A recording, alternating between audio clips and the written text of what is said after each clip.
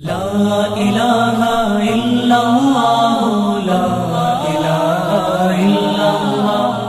لا الہ الا اللہ محمد صلی اللہ وسلم اما بعد. روزے کے بارے میں جو سب سے بڑی غلطی پائی جاتی ہے وہ یہ ہے کہ ایک حدیث پیش کی جاتی ہے کہ اگرچہ اذان شروع ہو چکی ہو اور تمہارے ہاتھ میں برتن ہو تو اس کو نیچے مت رکھو، بلکہ اگر تم کوئی چیز کھا رہے ہو یا پی رہے ہو تو اس کو پورا کر لو. اور مستدرک علی صحیحین سے ایک حدیث پیش کی جاتی ہے حضرت ابو ہریرہ رضی اللہ تعالیٰ عنہ کے حوالے سے کہ رسول اللہ صلی اللہ علیہ وسلم نے فرمایا اذا سمع احدکم النداء والاناء علی یدہ فلا یضعہ حتی یقضی حاجتہ منہ، کہ اگر کوئی شخص اذان کی آواز سنے اور کھانے کا برتن اس کے ہاتھ میں ہو تو اسے چاہیے کہ برتن نہ رکھے یہاں تک کہ اپنی ضرورت پوری کر لے، یعنی کچھ کھانا کھا لے. یہاں پہ ایک بات یاد رکھیں کہ قرآن کریم نے روزہ دار کے لیے سحری کے کھانے کی حد ان الفاظ میں مقرر کی ہے وَكُلُوا وَاشْرَبُوا حَتَّى يَتَبَيَّنَ لَكُمُ الْخَيْطُ الْأَبْيَضُ مِنَ الْخَيْطِ الْأَسْوَدِ مِنَ الْفَجْرِ، سورۃ بقرہ آیت نمبر 187. یعنی تم کھاتے پیتے رہو یہاں تک کہ صبح کا سفید دھاگا سیاہ دھاگے سے نمایاں ہو جائے. اس آیت کا صاف صاف مطلب یہ ہے کہ صبح صادق کے بعد کھانا پینا روزے کو باطل کر دیتا ہے. جہاں تک مذکورہ روایت کا تعلق ہے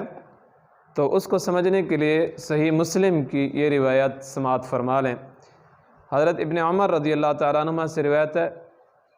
قال کان رسول اللہ صلی اللہ علیہ وسلم مؤذنان بلال وابن ام مکتوم الاعمى فقال رسول اللہ صلی اللہ علیہ وسلم ان بلالا یؤذن بلیل فکلوا واشربوا حتی یؤذن ابن ام مکتوم. صحیح مسلم کی حدیث ہے، حدیث نمبر 1092 ہے. حضرت عبداللہ ابن عمر رضی اللہ تعالیٰ عنہ سے روایت ہے کہ رسول اللہ صلی اللہ علیہ وسلم کے دو مؤذن تھے، حضرت بلال اور حضرت عبداللہ ابن ام مکتوم جو نابینا تھے. تو رسول اللہ صلی اللہ علیہ وسلم نے فرمایا کہ بلال رضی اللہ تعالیٰ عنہ تو رات کے وقت ہی اذان دے دیتے ہیں، لہٰذا تم کھاتے پیتے رہو یہاں تک کہ ابن ام مکتوم رضی اللہ تعالیٰ عنہ اذان دیں. حضرت بلال رضی اللہ تعالیٰ عنہ کی اذان صبح صادق طلوع ہونے سے پہلے ہوتی تھی، اور حضرت عبداللہ ابن ام مکتوم کا اذان جو ہوتی تھی وہ سحری کا وقت ختم ہونے پر اذان دیتے تھے. تو مذکورہ روایت جو ہے حضرت بلال رضی اللہ تعالیٰ عنہ کی اذان سے متعلق ہے کہ وہ اذان پہلے دیتے ہیں، لہٰذا سحری کا وقت ختم ہونے سے پہلے تہجد کے لیے جو اذان دی جاتی ہے اگر وہ اذان شروع ہو جائے اور تمہارے ہاتھ میں برتن ہو تو تم اپنی ضرورت اور حاجت پوری کر لیا کرو.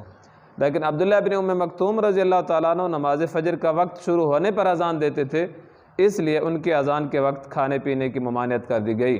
تو جو حدیث پیش کی جاتی ہے وہ حدیث حضرت بلال رضی اللہ تعالیٰ عنہ کی ہے، وہ اذان طلوع فجر سے پہلے دیا کرتے تھے، یعنی تہجد کی اذان ہوا کرتی تھی. اور حضرت عبداللہ بن ام مکتوم رضی اللہ تعالیٰ عنہ کی جو اذان تھی وہ اذان تہجد کے بعد یعنی طلوع فجر کے بعد ہوتی تھی، جب فجر کا وقت شروع ہو جاتا تھا اور سحری ختم ہو جاتی تھی. صلی